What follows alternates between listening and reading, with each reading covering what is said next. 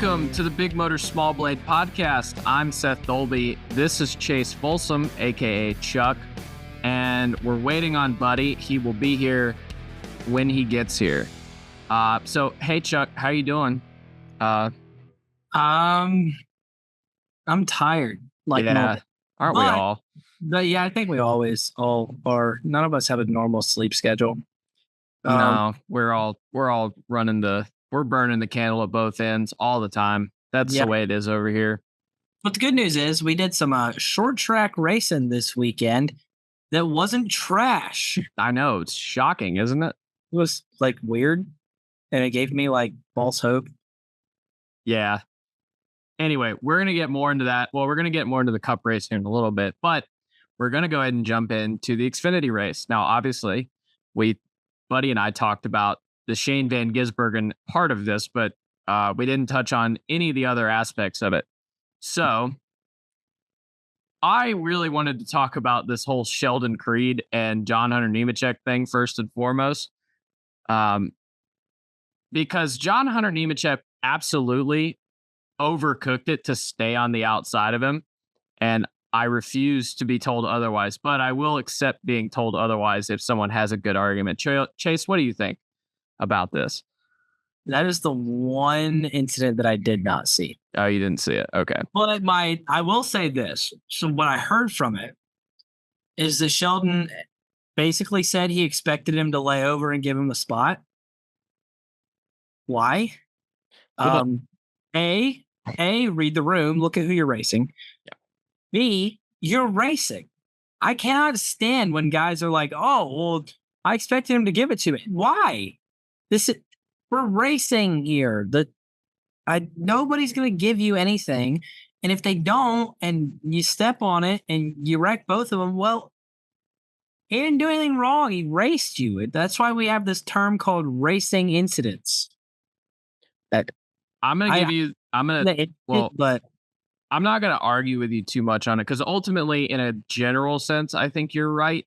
But in this instance, so if anyone else didn't see it, in this instance, yes, Sheldon cleared himself a bit, but he had kind of thrown it in there as a slider and was basically there. John Hunter clearly gasses all the way up. And what proves that to me is he runs it all the way to the wall before they ever make contact. So he was clearly in the gas the entire time.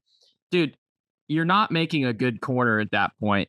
At that point, it is time to back out for your sake as a driver and for the corner and winning the race. And also, by the way, you are not a Xfinity driver full-time this year. You're racing a teammate that is, and it's not even for the lead. If this is for the lead, that's fine. You're doing this for second place. The best option, and this has always been the case, the best option is to back off and you two run single file to go catch the leader and then go battle it out from there. I cannot stand watching teammates battle in second while another team car drives away from them. I think it's asinine that guys do this all the time. I get PTSD flashbacks and I'm being hyperbolic a little bit. I don't really care about Joe Gibbs Racing as an organization, but I remember the 2016 Fall Martinsville race. They all sat back and stepped on each other's dick for 50 laps and let Jimmy Johnson win the race. Oh, yeah. I was sitting in turn two for that. It was terrible. Yeah. That it's just so I was sitting next to it. My brother's a Jimmy Johnson fan. So the whole time I'm sitting there freaking out and I'm looking at him. I'm like, I'm cool with Jimmy winning this race, but this is the dumbest thing I've ever seen in my life. And I just don't like it. I don't like that. This is the mentality. At some point, I understand NASCAR racing currently is go hard all the time, all the fucking time, but you got to be smart, and racing your teammate for second with 25 laps to go is not the smartest way to do it. I don't know. What do you think about that? I'm trying to pull it up right now and watch it. Because I'd love to give a better. How many laps to go was it? Exactly. I'm not sure. Because it ended up causing the last caution because John Hunter ended up blowing a left rear or left front tire. So whatever highlight reel it Okay, should I'm be looking in at it there. here. Okay. So here's okay. They're gonna show the replay. There's John Hunter on the wall. Come on, get to it or waste of time here. Yeah, he's okay. Sheldon, at this point, from what I'm seeing, it only shows him like middle of 3 and 4. He's already sideways. It looks like he's really throwing a slider. Um, yeah, I mean, because in this case, it's weird because you almost treat the outside of the fresh pavement as the wall Yeah. where it should be. Because in this case, you're not going any higher than Yeah. and John Hunter drives as far up on that strip of asphalt as he possibly can before they ever touch. So John Hunter clearly drove it in there to try and make sure he couldn't pass him. And you're right. At that point in the race, when you're not leading, why? Live to fight another day. Because even if you hang on his outside and you end up getting that spot back, you are ultimately costing yourself more time to the leader than you would have if you had just fallen in line. Like, yes, you're the second car now, but you've lost probably double the time because you two just race each other like hell off into turn 1. I don't like it. I think it was.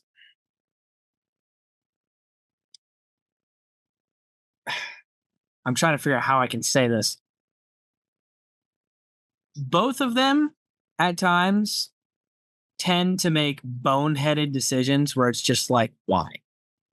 Why did you do that? And I think they both met their match of boneheaded decisions at the same time because Sheldon, why are you throwing a slider like that? Yeah. And expecting him to lift? And John Hunter, why are you driving it back in on his outside like that, expecting A, him to lift and give it to you, and B, trying to get that spot back when the leader's driving? It doesn't make sense on either end, really. Yeah. I'm glad you went and watched it. I wanted to get your perspective on it because I can be a bit of a Sheldon Creed homer, even though I think he's a dumbass 95% of the time. But also, I think John Hunter's a dumbass. But yeah, I mean, we see this all the time in the Cup Series or in NASCAR in general, not just Cup Series, obviously. But we get the argument all the time that, oh, what is the argument? It's always, oh, what if the caution comes out? Then you're third on the choose instead of second. I'm like, okay, so you're either going to start outside the front row or right behind on the bottom, whatever the preferred lane is, outside or inside. It's not that much different. It's really Racing not. Game of what ifs. Yeah. And you can't bank on what ifs to be successful. You have to bank on what you can control from the driver's seat. Yeah. I'm sorry, but you can't run your race or your season with, well, what if this happens? What if that doesn't matter, because what if is not a guarantee. What's a guarantee is that you're behind the wheel of the race car and you have control of what's about to happen on the exit of turn 4 right here. Yeah.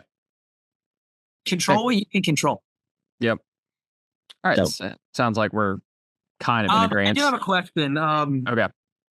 Because every highlight video I've seen, it's just kind of shown the last restart. Mm-hmm. What was Riley Herbst mad about? So they had some sort of incident that I never actually saw, to be completely honest. Earlier in the race, I'm sure it was similar to a lot of incidents that happened. I'm sure Sam was passing him and slid up a bit because it was kind of sketchy. I'm guessing. I feel like that's probably likely since that happened a lot in the whole weekend.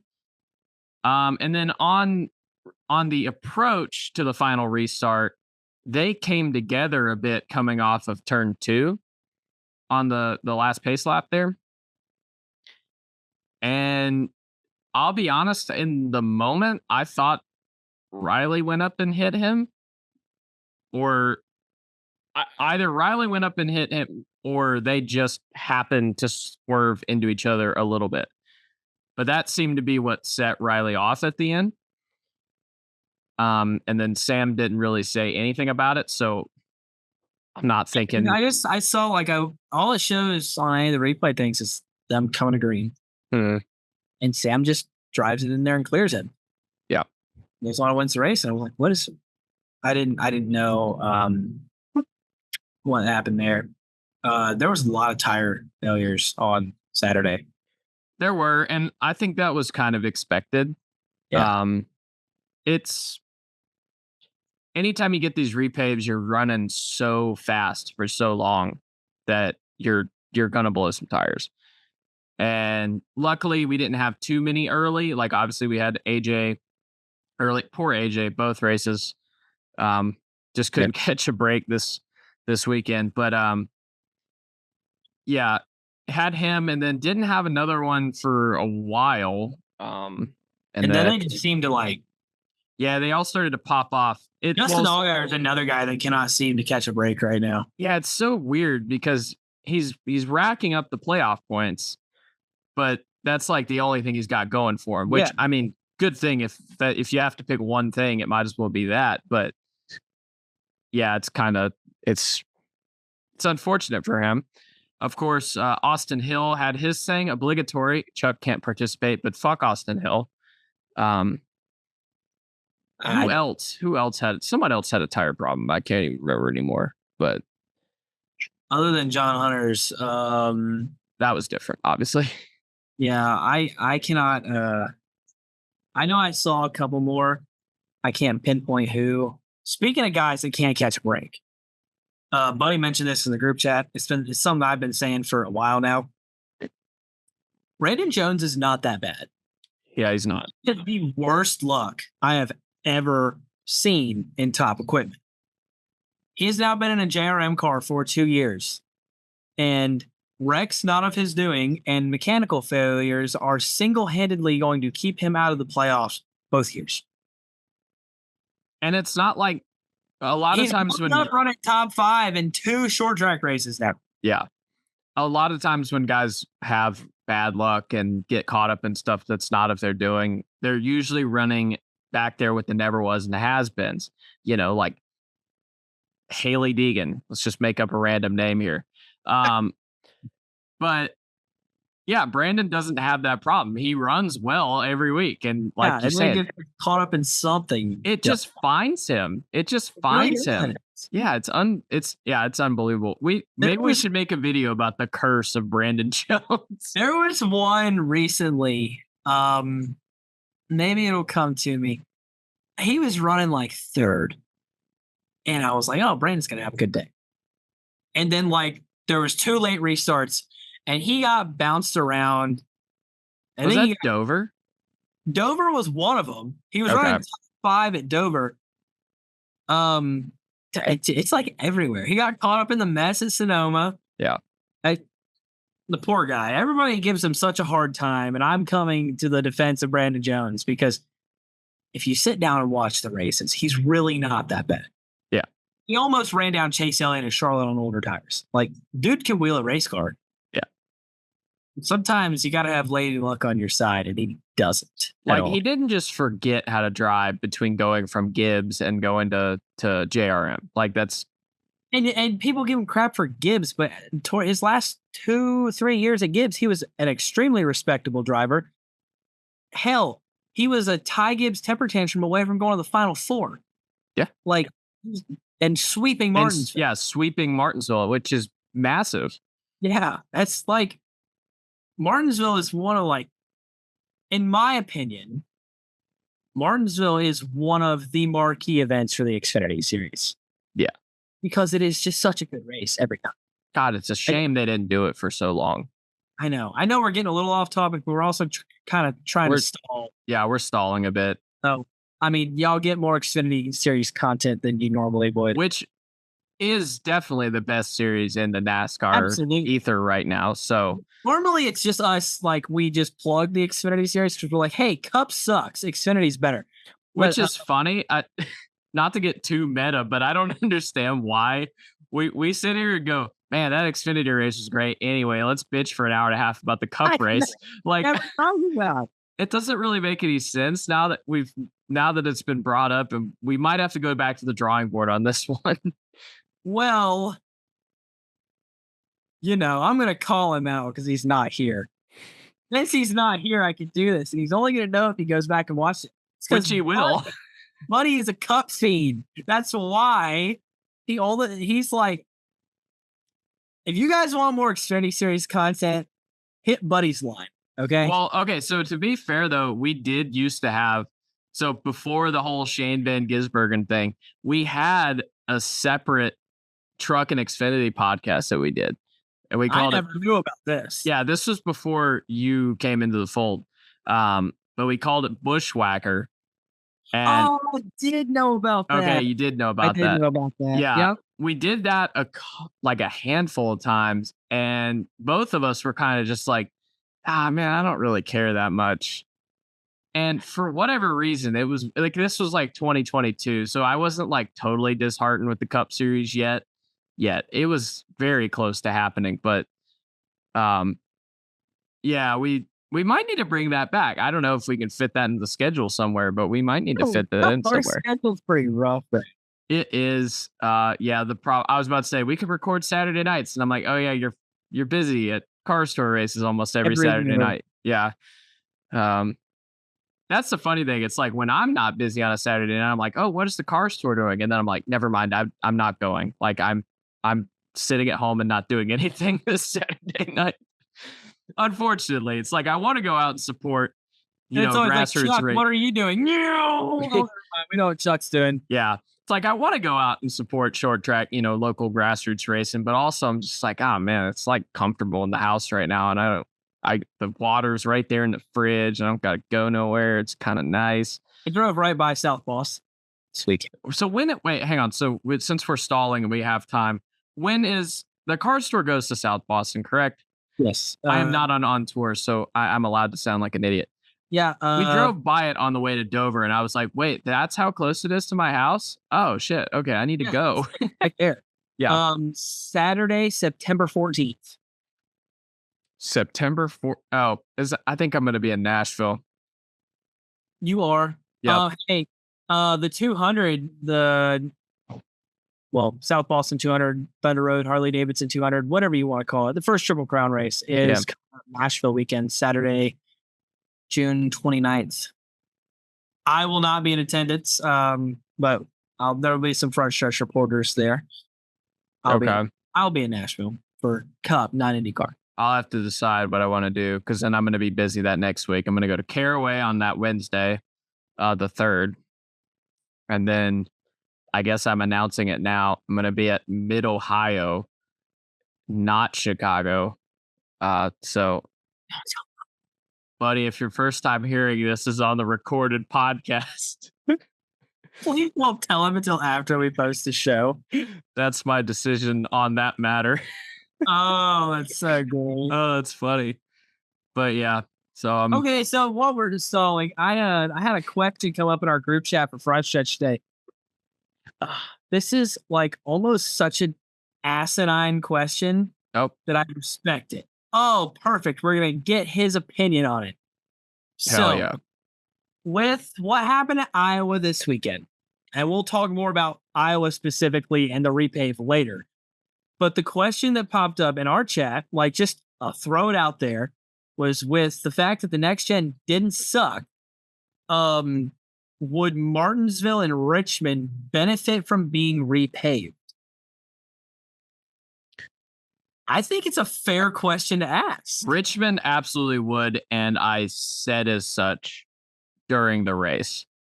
I don't know about Martinsville though. I feel like at least with Richmond, that may be like and it wasn't even that long ago that it was, but it wasn't compared to other places.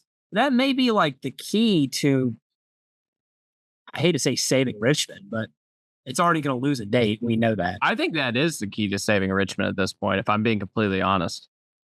I mean, Iowa kind of Rick Allen asking if there's any similarities between. We'll go back to that later. Yeah. The only thing about Martinsville is I feel like adding, well, they're going to have to repave it so often, or maybe they won't anymore. I don't know. But not having as much horsepower. Or, now they got the, I don't know. Because they always said it tore the track up. So assuming that's still a thing, then I don't think that's something they would want to do.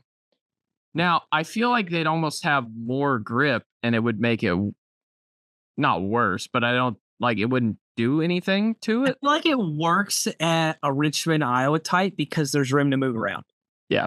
So when there's grip and room to move around, we can stop dealing. Now, we get out of the dirty air on short tracks that is so stupid and disgusting.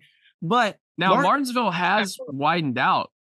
I say widened out. They've figured out how to use 2 lanes at Martinsville. So if you had more grip and you could just drive that to the outside and just motor around some guy, that could be better hypothetically than what it definitely would be better than what we've had the past 3 years. Problem is, if you're going to do that, are we talking like repaving the corners at Martinsville and them no longer being concrete? Yeah.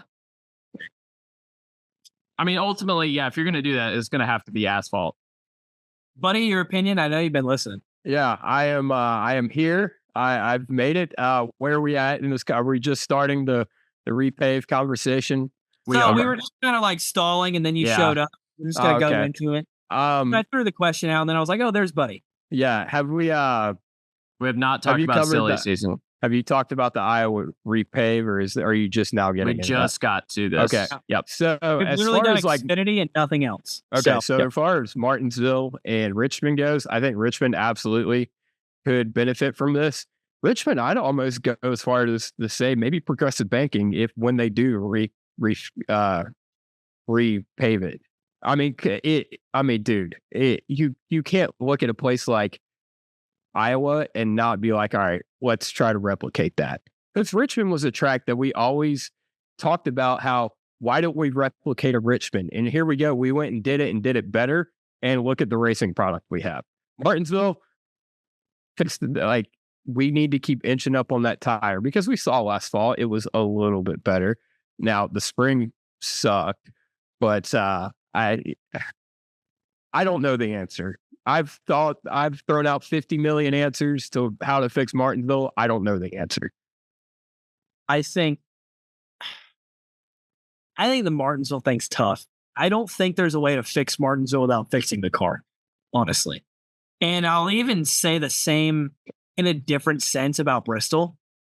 There's no way to fix it without those two, the two household staples of short tracks, the two shortest ones that everybody knows. The only way to fix them is fix the car.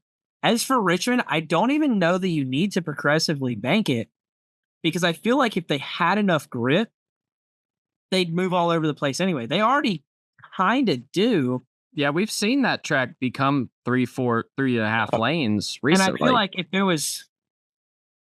The only thing I'd worry is that if they repaved it, the bottom would just be so good without the progressive. So maybe Buddy's right, because if you didn't progressively bank it, the bottom would probably become so good again that everybody would be glued to it like they thought we would be. We thought they would be this weekend. Yeah. What do we think about them doing what they did at Iowa? Just repaving the corners. That's it. I feel like it definitely had an effect. Oh, it 100% did. I think it provided, especially with the tire. That's the thing about this tire is I want to know how this tire, I want to stack this tire up against, I want to stack this tire at Iowa up against this tire at another racetrack because I don't know. I said this on the rundown that, we saw some blistering. We saw, some actual wear in the cup race. And I kind of, and it's one of those things. It's like you have all the grip in the world and in the turns, and then you just grind them off going down the straightaway. And that's got to, I mean, that's got to, I feel like that's only a beneficial thing.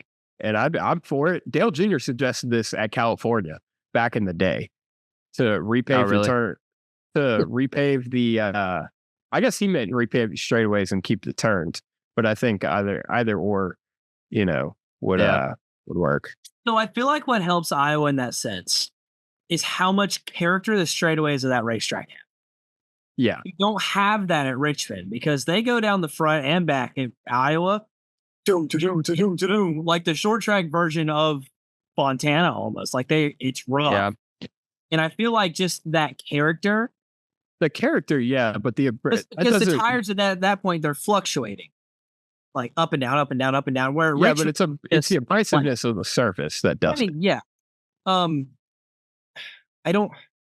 Richmond is just a little.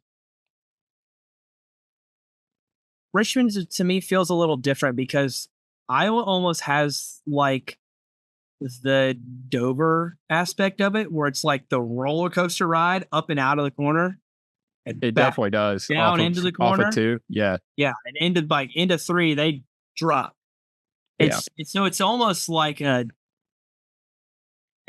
has some Dover characteristics to it, oddly enough. It's like Richmond shape with, it's not like a Richmond clone. That's the thing. Yeah. But do we think they should repave it the rest of the way? At this point, I'm thinking no. I'm thinking repave the top groove, but I think even wait a couple of years for that. Wait until the inside wears a little bit more. So then you'd have a race where they just run the top. I heard a lot of mixed, like, I don't know.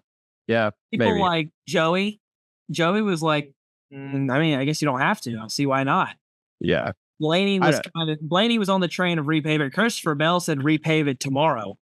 He only said that because he said so that way it has time to sit and match what we have, which is a fair point. Let it sit through the winter.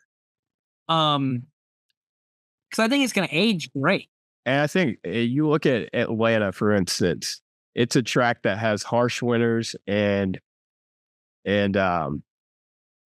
harsh summers. I was even to the more extreme of that scale. So I think no matter what you do, I think it'll wear quicker than a lot of other tracks. That was the whole rumor anyway, is that they couldn't repave over the winter and they ran out of time. Which is why it is.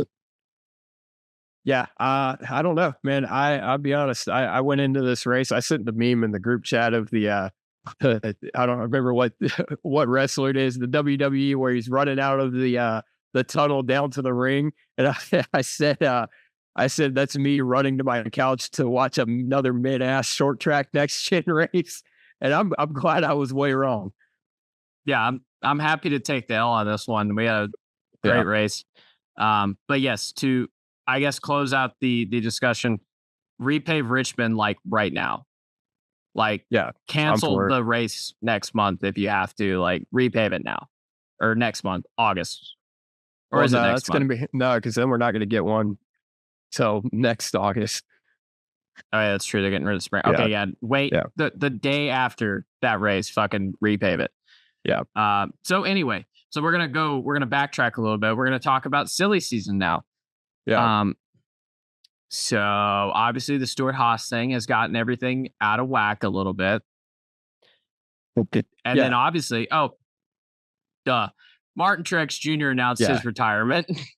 Which he's been teasing for 2 years now, I guess. Yeah. It's about time. It is about time. Like, dude, shitter got off the pot, and he did. He finally shot. So, the leading candidate for that 19 car is, in fact, Chase Briscoe, which I'll be honest is kind of surprising due to the sheer amount of Toyota drivers that are in the pipeline. But I think he's probably the best available driver. I don't see how you pass up on Rodney Childers and Josh Berry. Well, that's the problem. Is you have a problem in James? No, hang on. you have a problem with James Small. Like, look me in the eye and tell me James Small does not need to go. I mean, I can't do that. So Exactly. And you have a driver combo. I mean, Josh Berry's outperforming Chase Briscoe right now. Yeah, Chase Briscoe's a quote unquote proven winner. He's won one race. That to me doesn't make you a proven winner. Proven winner, you go out and win week in and week out. He hasn't done that. So I would argue it's just an odd choice, man. I don't disagree with that. I just think that if you're looking to try and secure a lineup long term, your best bet is with a guy with a higher ceiling, and that's Chase Briscoe to me. Just solely due Higher to ceiling age. than Josh Berry. Yeah, How old's Chase Briscoe? like my age. I don't know. So, what's curious to me, and I think I know why. Also, Briscoe won 9 races in the Xfinity Series. Josh never won more than 3. I would say he has a higher ceiling. I I think don't know if I agree with that. I think potentially the highest ceiling out of those SHR drivers is neither of them, It might be Gregson. and it's the guy that shares the sponsor. They don't want him. They don't want him. Problem is they want don't want him because of the whole. Tickle You him. don't know. I don't know what Josh has going on behind closed doors, but that was my thing. Like, Briscoe just, if you're looking at it like this, they say it takes however many 100 races to prove yourself, however many years in the Cup Series, and yes, Briscoe's won, and SHR has been on the downturn, and he can turn up the wick, but this is his opportunity. Like, if Stuart Haas wasn't, this is. So if he goes out and flounders and is inconsistent like he was with SHR, then I think the other drivers in the Toyota pipeline are going to be licking their chops. I don't even know how Corey Haim's not the leading candidate for this, honestly. So if you 'Cause there's listen another- to DBC, There's another 2311 Yeah, charter. I have a whole list of this, and I know he's one of the people in discussion for that. well, apparently, allegedly, this is what I heard from DBC, and they do have some validity. Apparently, Corey Haim's like blacklisted from Gibbs. There's some weird, I don't know, some weird drama there. I don't know. I tried to ask around and see if I could figure it out, but no one was able to give me an answer. But yeah, so I don't know. That would explain why all of his Xfinity starts, though, are coming Sam Hunt car. Why he's the 2311 reserve driver, or no, he's the legacy reserve driver. And not But he's driving a 2311 car at Nashville. Yeah, So he's going to third 2311 car. Let's be real. Well, there's apparently another name up in the air for that car. That's Justin Haley. Justin Haley. To me, like, it's out of left field, but I'm all for it. Let's break this down.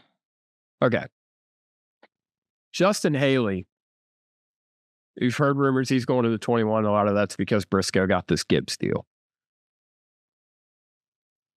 If I'm Justin Haley, I'm not leaving Rick Ware. Yeah, that's where I'm at. Like, I mean, dude, you just got there. You're already putting Rick Ware Racing in the top 10. Yeah. Like, you have support from Roush. Brad got you. Brad went out and got you. I'm not leaving, dude. I am not leaving if I'm Justin Haley. That'd just depends. It depends on how legitimate the Roush support is. Or if it seems to be pretty legitimate. Right now, that's the only thing. Is it going to stay that way? Why wouldn't it? The only question is if they're going to be able to keep paying for it. That's the problem. Rick Ware's not broke.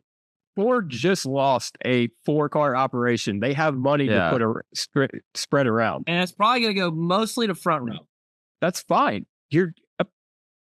What I'm saying is this has happened before. That 21 car hasn't shown me a damn thing. No, that I'm not saying 51 car has showed me more than the 21. I'm not saying anything about going to the 21. I'm saying the only reason he would leave, in my opinion, is if there is something going on behind closed doors that makes him think, yeah, this isn't going to last forever because for whatever reason, they're not going to keep payment up on. and then it's going to go down. That's the only thing I would say. If he senses that and it's a legitimate thing, maybe he bounces. I just think the likelihood of that is low because Ford is only going to have, by my count, unless I'm forgetting someone. Oh, I am forgetting someone. They're only going to have 11 cars, right? Yeah. So like with the second Rick Ware car. Yeah. The 4 Penske's, the 4 front row, and then the basically RFK Rick Ware. 4 front row. Yeah. 3 front row. No, okay. Yeah, you're right. 11. Sorry. Okay. Anyway, so they're only going to have 11 cars compared. I mean, I guess that's kind of similar. Yeah. But even then, like that puts you at this rate, that's going to put them second tier Ford. Exactly. Yeah. I mean, I think the Justin Haley rumors, I think that's all dependent on if Corey Haim gets the 23 car. Now, to be fair though, so what are the rumors of? So the rumor is going to the 20. Actually, never mind, dude. Fuck that. Go to 2311.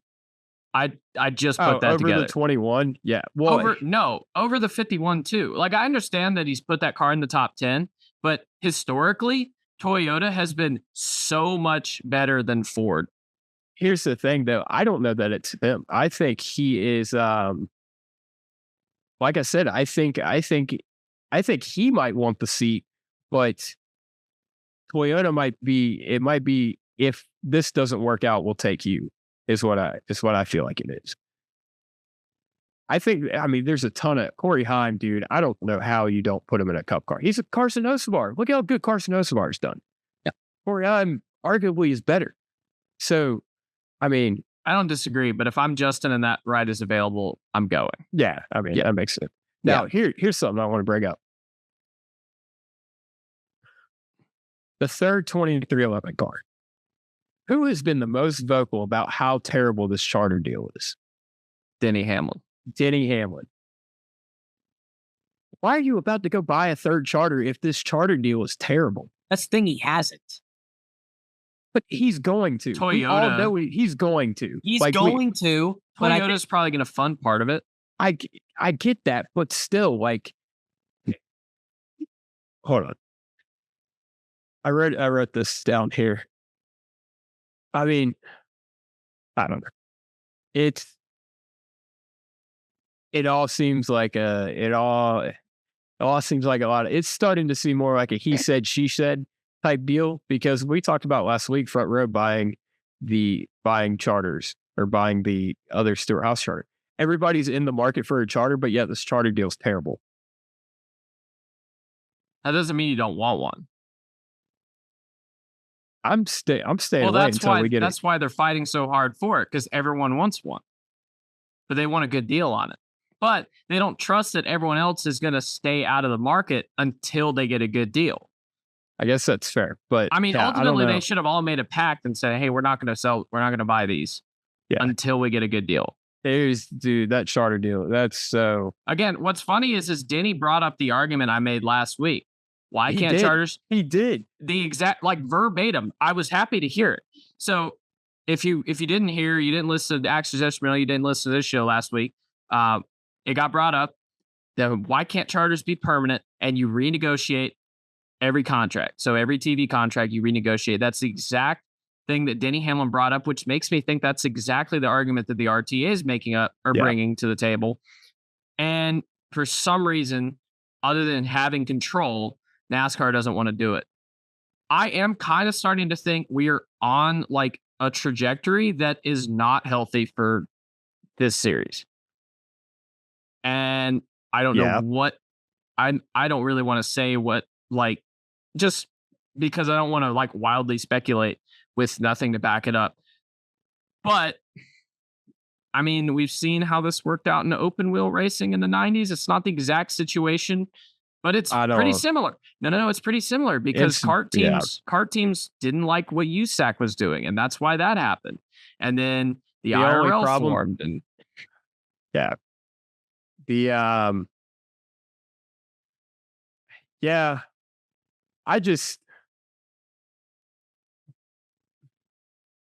teams have been too steadfast about Like no one's gonna leave. No one's gonna form another series. Like I just can't see it happening. Like IndyCar, here's the difference between that. NASCAR has been basically the same for 76 years. Whereas IndyCar racing, it had been through, there was a split back in 76. There was like, it was not an unheard of thing. It was kind of splintered, you know, it has always kind of been splintered. It is more unified than it's pretty much ever been right now. So that's the only reason I say it's not, I can't see something like that happening. I can definitely see teams. I think it could be, I don't know. I could see teams pulling support.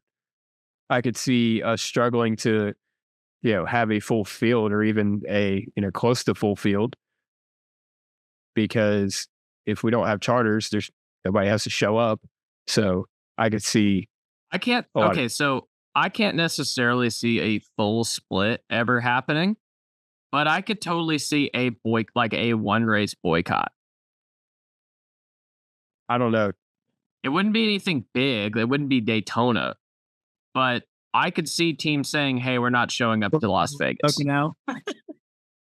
Pocono, something, Las Vegas, something like that. I think it'd have to be early in the season to get a point across. There's contracts with sponsors, and there's so much that goes into that. So I don't know. But at the end of the day, you need, as a race team and as the RTA, they need to be taken care of. And NASCAR thinks, I feel like NASCAR thinks that, I feel like NASCAR's own self-importance is getting in the way here.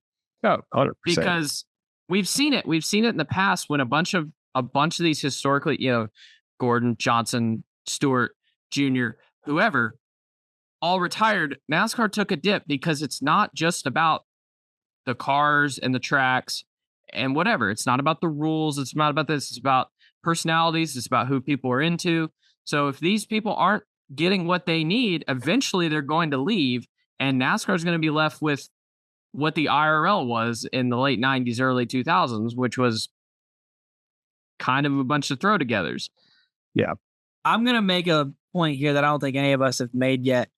If I'm a sponsor, if I'm Ally, if I'm Napa, if I'm Bush, whoever, Monster, whoever, and I'm investing all this money into the sport, I'm 100% siding with the race teams, because knowing that my team is 100% guaranteed to exist, that sounds a hell of a lot better than a pending up in the air charter.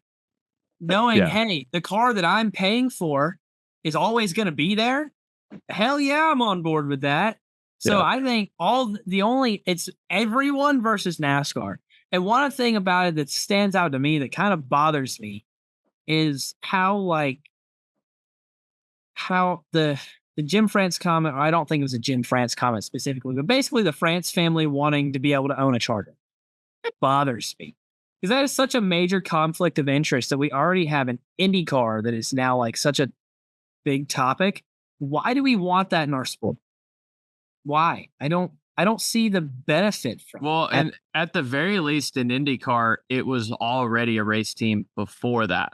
Exactly. So, and also the problem with the France family buying in is what they would definitely do is try and be able to tell all these teams, find a way. I don't know how they would do it, but they would essentially try and tell the teams, hey, we can run a semi-competitive team for way less than y'all are saying. And what'll end up happening is they'll run like 23rd and be like, see, we're pretty competitive-ish. Well, and there'll be a bunch of backdoor, funding coming in that you don't know, and it'll be. And then all of a sudden, the NASCAR charter discussions are even worse because they're like, no, you can do this on way less money than you're doing it. None of it makes sense. It seems like a blonde moment for NASCAR. It either seems like a blonde moment of like someone they need to have an oh duh moment, but it seems like we're well past that. It seems like a Teresa Earnhardt thing. Thinking like Teresa Earnhardt, her exact quote was, "We'll make another Dale Jr." And look where she's at. Yep. So it's a very similar deal. NASCAR seems like, we'll make more Chase Elliott's and Ryan Blaney's and Bubba Wallace's. Good luck. Like, I mean, so it just, I don't know. I'm not nearly business savvy enough to understand this 100%, but it seems there's a lot more to it, but it seems pretty, obvious that the teams need to be healthy and that the teams need this guarantee, and that everything they're saying doesn't make a whole lot of, nothing NASCAR's saying makes a whole lot of sense. Yeah, it doesn't sound like what the teams are asking for is too much. No, and it doesn't. All right. So, tires. I guess we talked about tires already, basically in the repave section, but general sense, I feel like we still could have more tire wear. Yeah, I think we're creeping up on it. We're definitely creeping up on it, though. It's become visually noticeable that it's better. I think it was encouraging that we saw wear in the Cup race, and unfortunately, we did see blowouts in the Xfinity race. But like I said, yeah, it's encouraging that we saw wear as opposed to blistering and blowouts. That's good.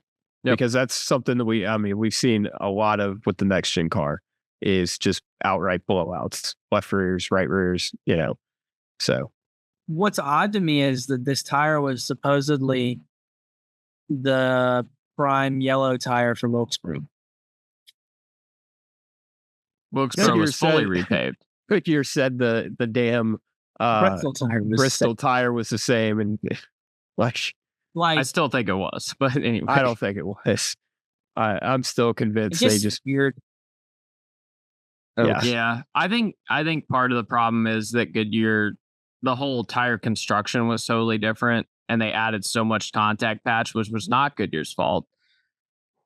But anyway, making it a sound racing tire has been a journey, to say the least. But like I said, I can finally see visually that it is coming back to where we need it to. So I'm positive on that. Yeah. All right. To my absolute least favorite moment of the race, the moment that discouraged me beyond all belief and left me very upset. Daniel Hemrick brushes the wall in turn 2, and during a green flag pit cycle, and a caution is brought out. This looked very similar to Kyle Busch bumping up against the wall at Richmond. That also, even though it was a longer green flag cycle, was also in a green flag cycle. And I'll be honest, this seems negligent at this point from NASCAR. It's downright pathetic.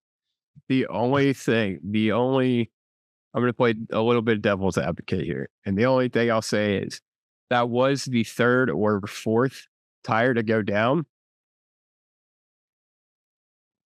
And, the other 3 were not cautions. Eventually debris is going to end up on the truck with that. And so maybe it's like, all right, this is like the 4th guy to have, a problem. And he went up and hit the wall, man, maybe something. What car was running up there? I'm not even saying like necessarily like debris in that spot. I'm just saying like in general, like we'd seen, like I said, 3 or 4 cars run around the track with cut tires.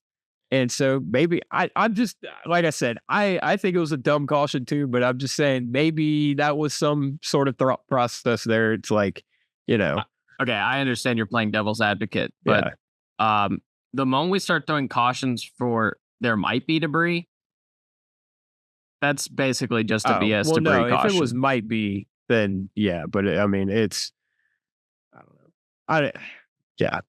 I think it was more of like, not might be debris, but like we just saw a car hit the wall and there's, probably shit all over the track. So I mean, if they had started from the beginning and whenever the first guy blew a tire but didn't hit the wall very hard, we were worried about tires. If at that moment they threw a caution, just said, hey, let's give everyone a chance to come down and look at it, and then we can come through and look at all the tires.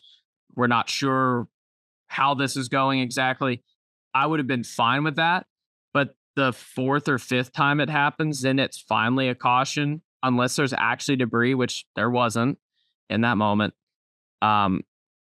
It screams race manipulation to me.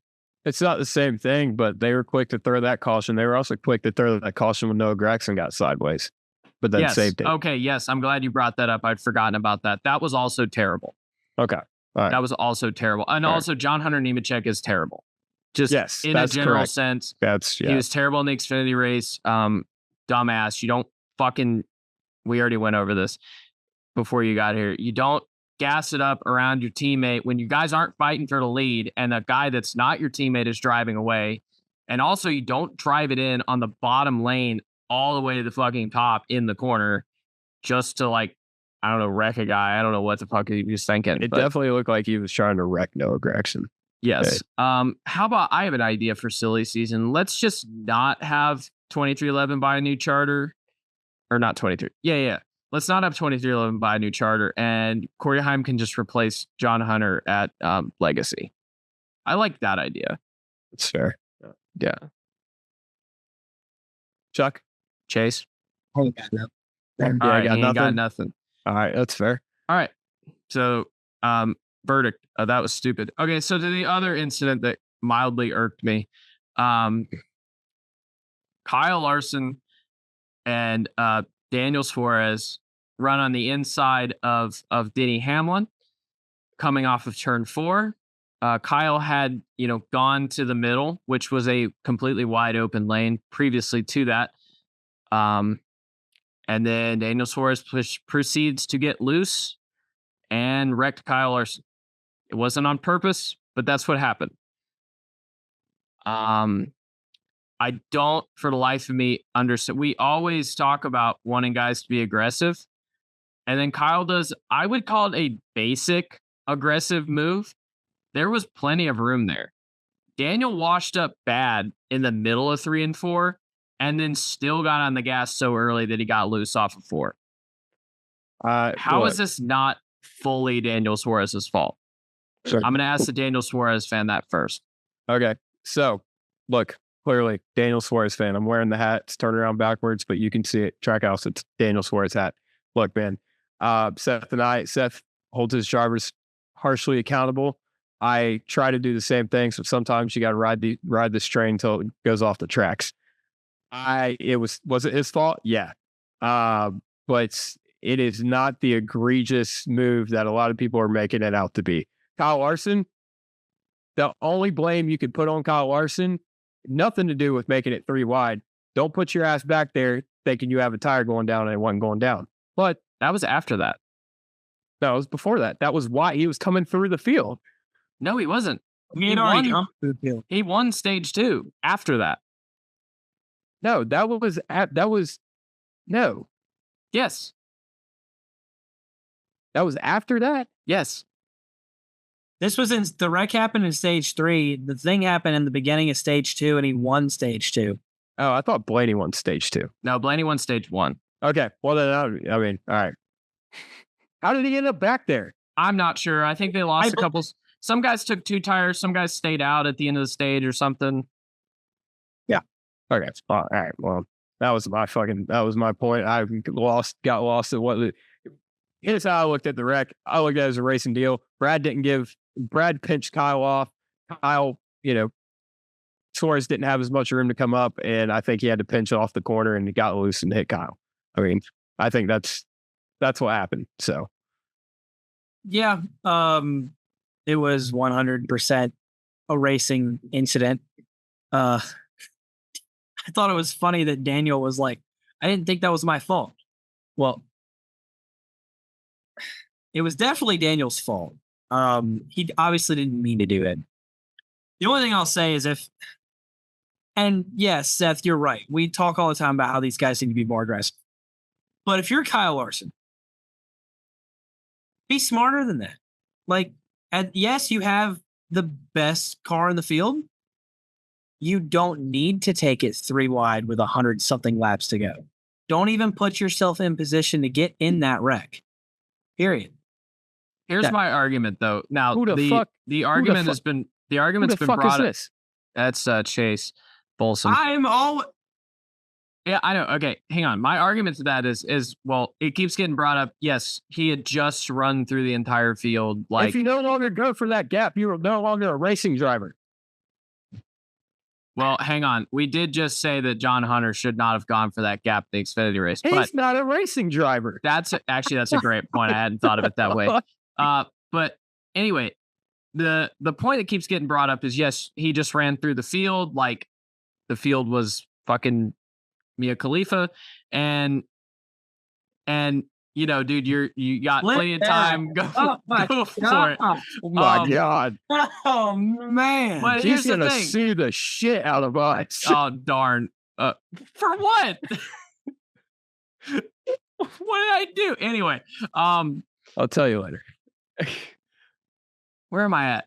Okay, the field has made 2 pit stops now since Kyle had done this. Okay, compared to Kyle's 1, the field gets tighter every time it comes down pit road. Yeah. Okay, so every single time the field makes a stop, it's harder to drive through the field. So yes, it could have been a little Unlike too Mia aggressive, Khalifa. and he probably still had the best car. I mean, he did have the best car still, but I mean, I'm guessing. I don't know. We didn't get to see that run play out, so I'm guessing. But you give up if you give up spots on restarts. We've seen, especially like I said, it gets tighter at the end of the race. If you give up, he would have had to give up basically 2 spots right there just to not be too aggressive. Yeah. I think that could have come back to bite him in the ass. I put it on Brad, really. Brad had more room to come up. He pinched Kyle off. Kyle got inside of him fair and square, and Brad pinched him off. Yeah. So I mean, guess what I'm saying is the same thing that I talked about earlier with Seth when we were talking about Sheldon Creed and John Hunter Nemechek. Especially with as many laps as there were left in the race. Live to fight another day. I was literally just about to say that. I said that a couple weeks ago, but That I is the harped on argument- Kyle Busch the that past is the 3 weeks for argument this. That I made about the Xfinity race, and I'll say it here. Was it there? Was the gap there? Absolutely. Did he like make some crazy move? No. I don't know. But at the same yeah. time, It was a big gap all the way until the contact, I mean, though. it was hindsight's always 2020, right? We can always sit here and say, "Oh, well, you shouldn't have done that because look what you got yourself into." In the moment, does he know that? No, he doesn't know. If everybody holds their line, he's fine. He's fine. And I mean, I'm sorry, you're running in the top 10 at a cup race. I mean, you should expect everybody to be able to hold their line. Yep. So it's just racing deals, they happen. And it took him out, took Denny out. So now the only other thing I want to say about Kyle is dude was kind of in a he was having his own kind of don't give a fuck tour during stage 2, though. I will totally admit that. Like I think he cleared himself like 7 times. He did do that. He did do that. And also he jumped the first restart for sure. Every time they turned the camera to him in stage 2, he was chopping somebody in the wall off of 2. Yeah, he was sliding them into the corners, chopping them off too. Boy didn't give a fuck in stage 2. I don't know. I don't know which stage was which clearly. So stage 2 was the one where Kyle teabagged him. Well, Ryan Blaney. I thought he teabagged him the whole day until he got wrecked. Huh? What? No, it's good. No, I said Ryan Blaney won in stage 5. So yeah, he did. And Buddy's yeah. I don't know. I've said my piece with it. Yeah. All right, so not a whole lot else interesting happened, and then Ryan Blaney took 2 tires, and luckily held off William Byron and Chase Elliott because that would have ruined my day if he had not. So Ryan Blaney wins his 12th career race or some shit, I think. We're not a statistics podcast, so it doesn't matter. I'm the statistics guy, and I'm going to say it's 12. Which still means he has less than William Byron, which is kind of sad. We're gonna go find out right now. Y'all keep talking. It's 12. 10 was Talladega, 11 was Martinsville. This is 12. Anyway, I can rattle them all off if you'd like, but there's not a whole lot of them. It's not that hard. Positive note about Ryan Blaney. He is the first driver to ever win there in all 3 series. Pretty cool stat, actually. That is pretty cool. Yeah. That is yeah. My reaction to this was what? Okay, cool. Keep it up, champ. But he doesn't need to. He doesn't need to win again until Talladega. I know, but for me, I mean, he doesn't. No, you're 100% right. You are 100% right. And I wrote this down too. Penske clearly has an agenda. Like Yes. it is like, let's state that. I don't hear it said on any other show other than ours. People always, every year, it's like, where are the Fords? Where's Penske? Whatever. And we do this every year. They did it in 2018 when Joey won the championship then. They did it last year. They did it the year before. They have an agenda. Just be good at the fucking flat mile and a quarter tracks. And you're gonna fucking dick your way into a spot at Phoenix, and you're OP. Like, I mean, it's Austin Cindric just ran top 5 all fucking day at Gateway, won the damn race. Joey Logano won fucking Wilkesboro. They're doing it again. Like, I'm sorry, Dale Jr. I called you stupid. 2024 champion. It's the fucking Breaking Bad meme. He can't keep getting away with this. Why? What is everyone else doing? Like, they haven't figured out, maybe we need to be better at these type of tracks. And it's just make Penske. Any sense. Like, Hendrick shits on the field most weeks, except for when Denny Hamlin shows up and Christopher Bell ends up winning. I mean, but everybody, Gibbs at least puts up a fight most weeks at these. Obviously, Larson dominated the race, but this was a little bit of an oddity. But I mean, you got to figure it out. Like, you can't let Penske run around here mid all year long and win another championship. Yeah. Yep. Yeah. Be sure to tune in November. 2024 Cup champion. Be sure to tune in November so we can talk about how dumb Phoenix was again when, Austin Cindric fucking wins the championship because he won Talladega and, I don't know, pointed his way in. Something. I mean, dude, yeah. And then finished 4th in the championship race behind the 3. He'll win Watkins Glen, Talladega, and then point his way into Phoenix. And then, I forgot Watkins Glen was a playoff track. That'll upset those 80 people that were there for Ryan Blaney. Let me tell you, if Austin Cindric wins his title. Did y'all know Ryan Blaney had 80 family members? No, they didn't bring it up on the broadcast at all. Okay. Oh, hang on. Well, hang on real quick. So congrats to Ryan Blaney on doing his first career victory burnout in the Cup Series. Now, I know what you're thinking. He's done one before. He didn't win that race. What race are you talking about? Phoenix. He burned out his first one. Oh. Did he? No, he didn't. I don't know. Maybe no, I don't fucking know. You're right. He didn't do one until Phoenix, but he didn't win that race. So this is his first victory burnout. Race victory. Shit. I mean, I just wanted to bring up that he did win Phoenix because I think it's funny. Yeah. I mean, here's the thing about Ryan Blaney. I mean, we give him a lot of shit because he doesn't show up, but he's definitely been the top Penske car this year. He's a lot of times been the best Ford. I think he's a little bit stunted by that, but it's one of like I said, I'll keep it up, champ. I mean, it's like I said, he doesn't need to, but for the legitimacy of the series and for how much we hype up not we, but everybody else hypes up Ryan Blaney for being our champion. I want to see it translate. I don't even know if that's accurate anymore though, because I haven't seen a whole lot of hype around him. It's what I want, and it's accurate for me. It's accurate for my opinion. Fair enough. Yeah. That's fair. Yeah. I don't know. Okay, so real quick, do want to give a shout out to NBC for absolutely killing it in the coverage this week. Just so wonderful to see after Fox's absolute debauchery over the past however many months. It was rough, and I'm really happy that it's done for now. And please, for the love of God, don't ruin IndyCar. You're killing me. Please don't do that. I think you might be okay. I think we might be okay. I think we might be okay, but just I'm begging you, please don't do it. Please don't. No, I can't take NBC.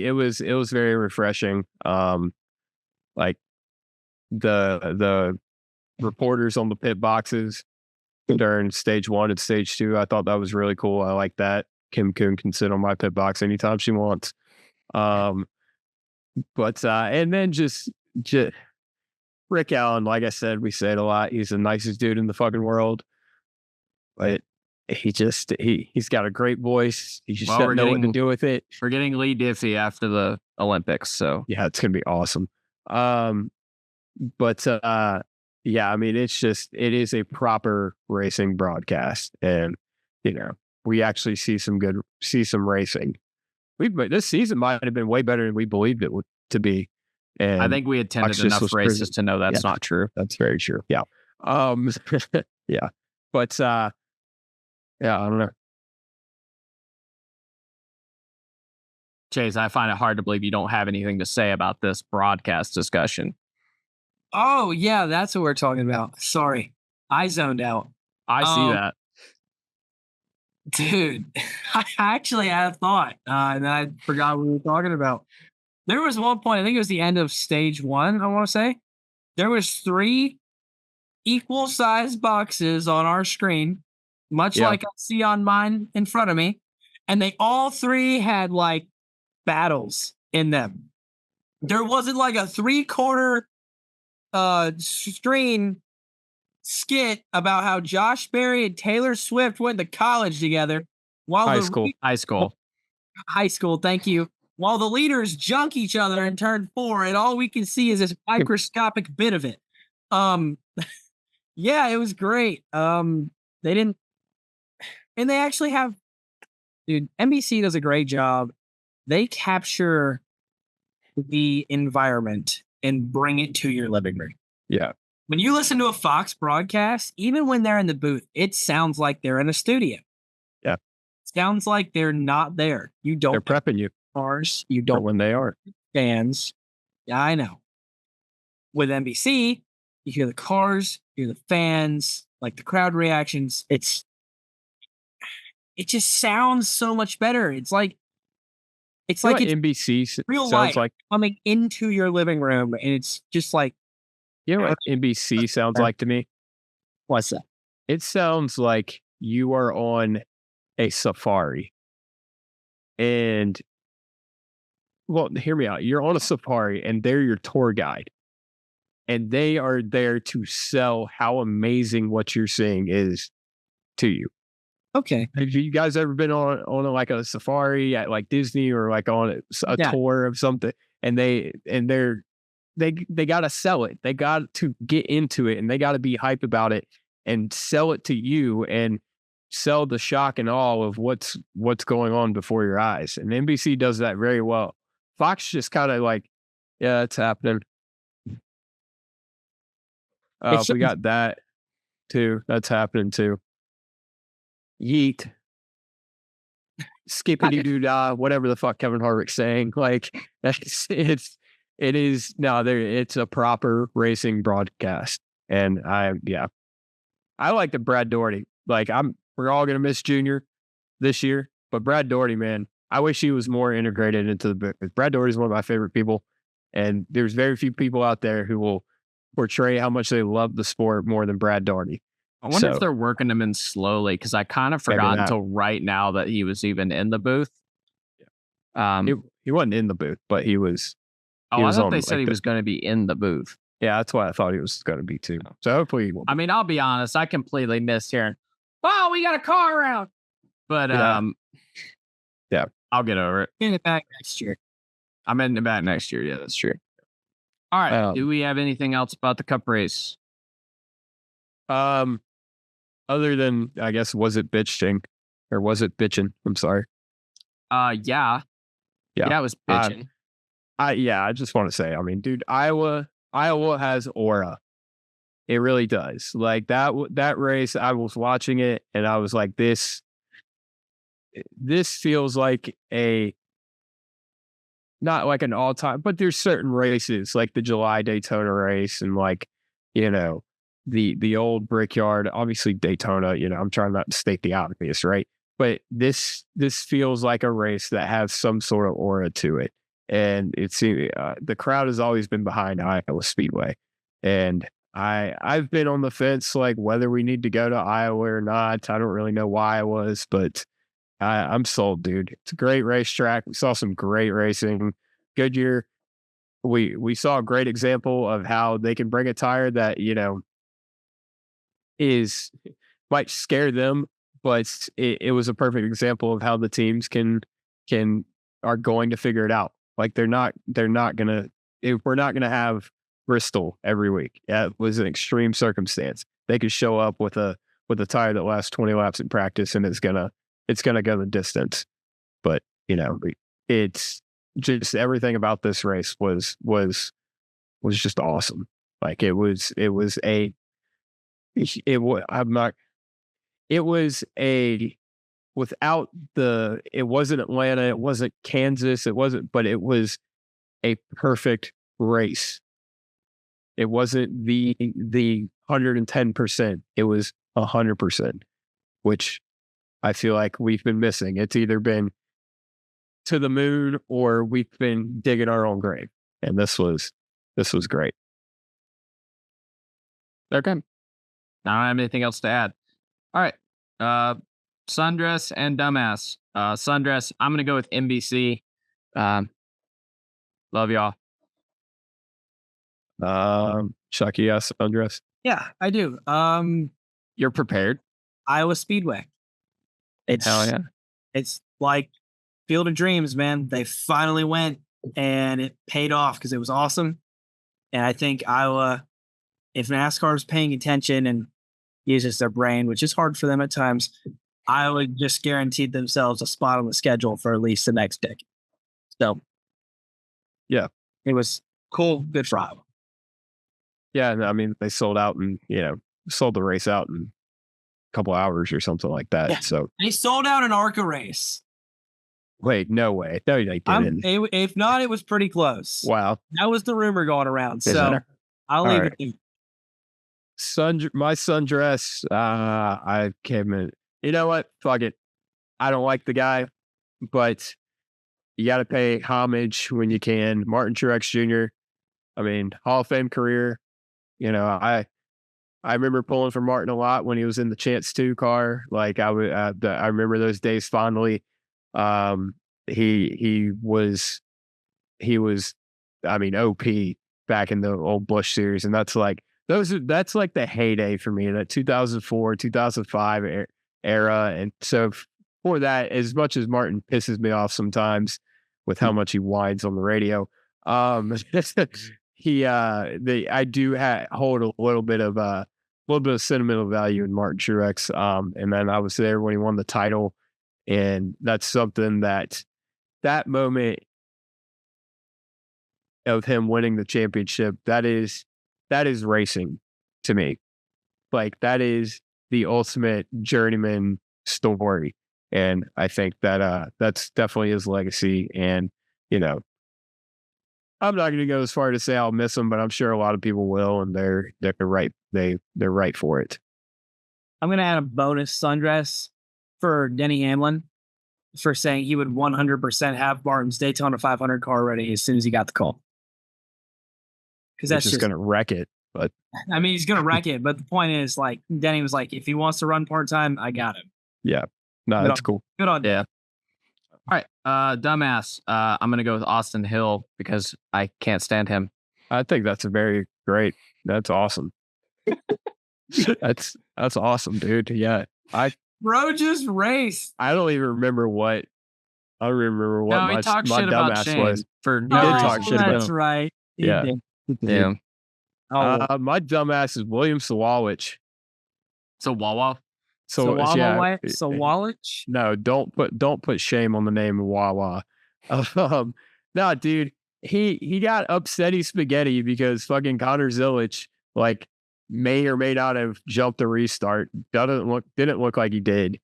And so he tries to wreck the dude. He tries to just Mac Kenseth him into turn one, misses, and then tries to right hook him on the backstretch. And then he's like, I've lost all respect for Connor Zilic. Cool. I mean, I don't know. It's stupid. It was real dumb. So my original dumbass, I cannot say on the show. NASCAR. Sadly. You have to fill us in later. I will know why here in about 5 minutes. Okay. So I hate to call him out. Connor Jones. Cars tore at Dominion on Saturday night. I mean, there wasn't a car that he got behind that he didn't jack up off the ground getting by. He pissed off Carson Quam. How do you do that? It's tough. Carson like legitimately tried to send him.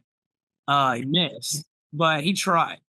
And the final, which it ended up leading to a great battle because they went off into 3 on the last restart. Trayden Lapsovich clears him for 3rd. You know we have a show for this, right? I'm just saying, he drove it in his left rear for like 3 straight laps, had him jacked up off the corner. And then Trayden finally had enough and pumped the brakes and got behind him and did it back. Yeah. Dude, give it a rest, bro. You know, the body guy's got to fix the nose, right? Probably doesn't. All right. Picks. Chuck, Picks. You won, right? No, you won. No. I won? No, I didn't. Who did you pick? I had picked Logano. Joey.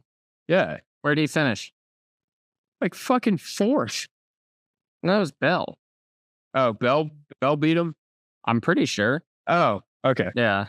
I thought Joey beat him. W, sir. Well, we'll double check this. Double checking the old results page. Where are we going? New Hampshire? Yeah. Chris Bell 4th and Joey Logano 6th. We're going to Loudon, New Hampshire. I'll be there, by the way. Working for Front Stretch. Who do I want to pick? All right. I got a clue who I'm picking. This is tough.